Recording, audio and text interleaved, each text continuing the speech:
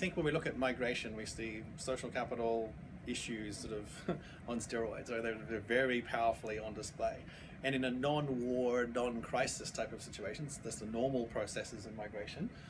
We know from empirical work that's been done on this, very careful empirical work, that, and it's even from our own observations, that people tend to migrate from very non-random places to non-random places. It's not just hordes of people who go. Migrating is a very existential decision to leave, probably on a one-way ticket in effect, the community that you've come from, to find a new place, to strike out on your own, to go and live a very different life in a very different place. And so precisely because it's so laden with risk and fraught with possibilities of disaster, in the case of a boat sinking halfway between Cuba and Florida, or across the Mediterranean, or other graphic examples we have in more recent times, social networks are crucial to how that process gets managed. And in a more orthodox kind of environment,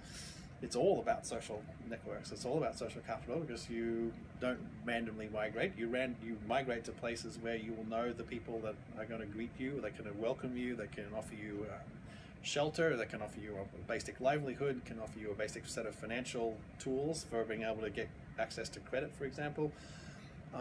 Here in the United States, we have the phenomena of Chinatowns and Koreatowns and other very clear ethnic enclaves that are where solidarity is formed, where people can feel some semblance of security and normality by being surrounded by people that look like them, talk like them, and then can, in an instrumental sense, overtly help them to navigate this new world that they're in, help them to fill out the right forms, to get their kids into good schools, to be able to get healthcare when they need it. All of those very elementary things are still in the very earliest stages managed and navigated through our social networks. That's still true even for people that are coming in through the World Bank. We have a whole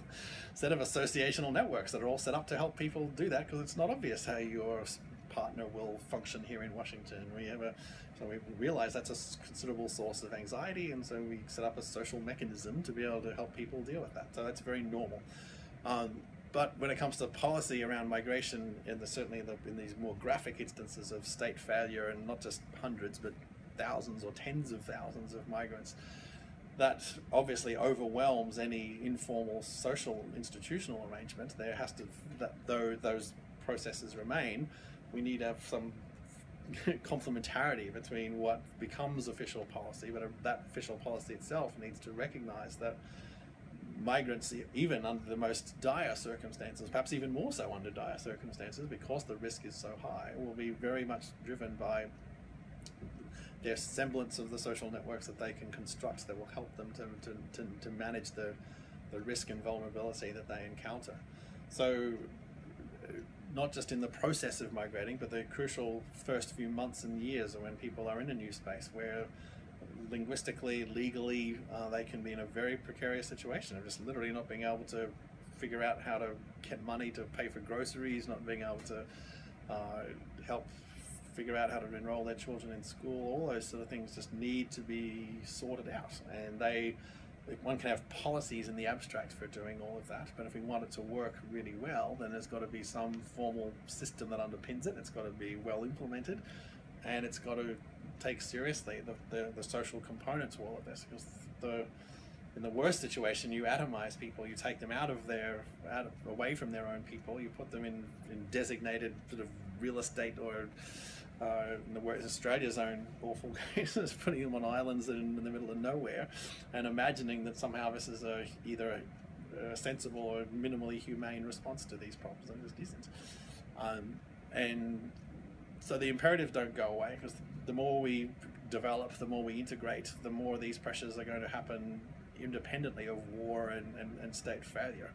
So it's a problem of development success as well as a problem of development failure when a human tragedy occurs. So we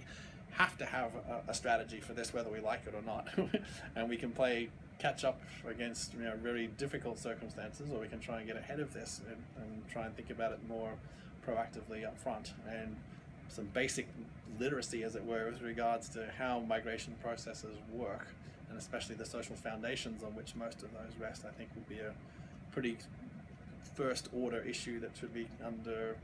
examination when policies and practices are being articulated.